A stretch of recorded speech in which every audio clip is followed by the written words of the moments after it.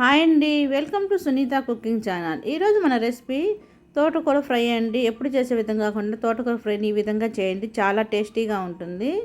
ఇది రైస్లోకి కానీ రోటీలోకి కూడా కాంబినేషన్ సూపర్ ఉంటుందండి.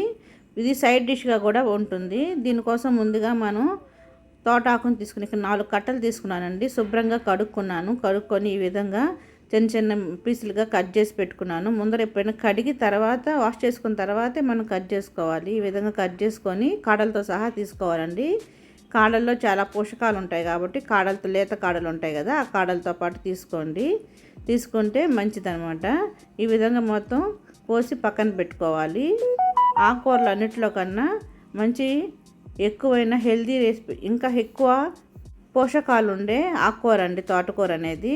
అందుకని తోటకూరని ఎక్కువ తీసుకుంటూ ఉండాలి. చూడండి, ఈ విధంగా మనం ఇప్పుడు స్టవ్ వెలిగించుకొని ఒక బాండ్లో పెట్టుకొని అందులో ఆయిల్ వేసుకున్నాము. ఆకుకూరలకు ఎప్పుడైనా సరే తక్కువ ఆయిల్ పడుతుందండి.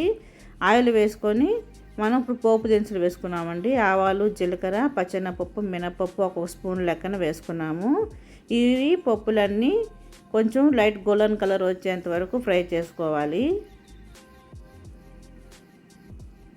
చూడండి, ఈ విధంగా ఫ్రై అయితే సరిపోతుంది.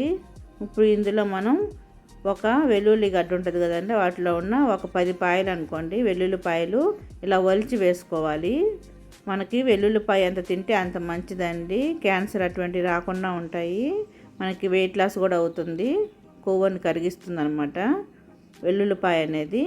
ఇప్పుడు కారానికి తగ్గట్టు మనం పచ్చిమిరపకాయలు ఒక 4 ఎండుమిరపకాయలు కూడా తీసుకున్నాను.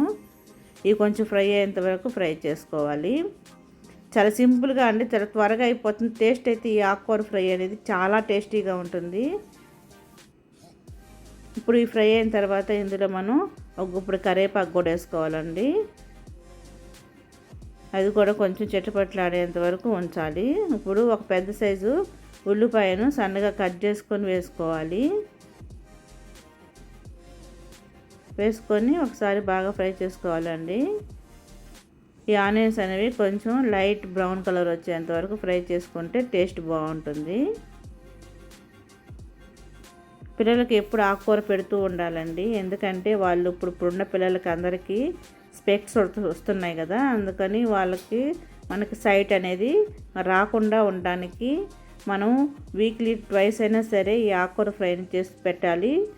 ఇంట్లో అందరూ తినాలి. ప్లస్ పిల్లలకి మెయిన్గా అండి రాకుండా చూసుకోవాలి. ప్లస్ ఒక క్యారెట్ జ్యూస్ కూడా ఇస్తే దాంతోపాటు వాళ్ళు సైట్ నుంచి మనం కాపాడగలుగుతామండి వాళ్ళ పిల్లల్ని. ఎందుకంటే ఫోన్ ఎక్కువ చూస్తూ ఉంటారు కదా, అందుకని వాళ్ళ నుంచి మనం కాపాడాలంటే మనం ఈ విధంగా ఫుడ్ కూడా వాళ్ళకి ఇస్తూ ఉండాలి.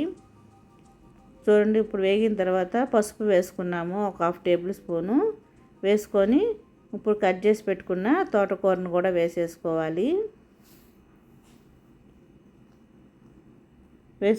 ఇప్పుడు మొత్తం ఆకంతా వేసుకున్న తర్వాత ఒకసారి హై ఫ్లేమ్లో పెట్టుకొని బాగా ఫ్రై చేసుకోవాలండి, బాగా మిక్స్ అయ్యేటట్టు.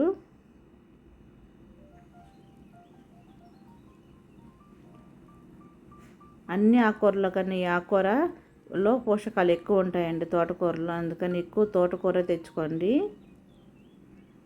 పనగంటాకు కూడా మంచిదే. ఆకుకూరల్లో కన్నా ఎక్కువ పోషకాలు ఉండేది ఇది, కానీ మనం అన్ని ఆకుకూరలు తింటూ ఉండాలి. పనగంటాకు కానీ మునగాకు అటువంటివి మనం పిల్లలకు పెడుతూ ఉండాలి. చూడండి, ఈ విధంగా మొత్తం బాగా ఫ్రై అయిపోయింది అప్పుడు లాస్ట్లో సాల్ట్ వేసుకోవాలండి.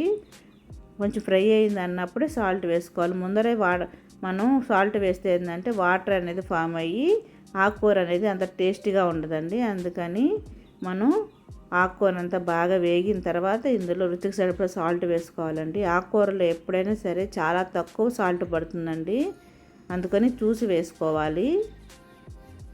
వేసుకొని ఒకసారి మళ్ళీ బాగా కలుపుకోవాలన్నమాట. బాగా ఫ్రై చేసుకుంటూ ఉండాలి. ఈ కాడలు కూడా బాగా ఉడికిపోవాలన్నమాట, ఫ్రై అయిపోవాలి, అంతవరకు మనం ఫ్రై చేసుకోవాలి.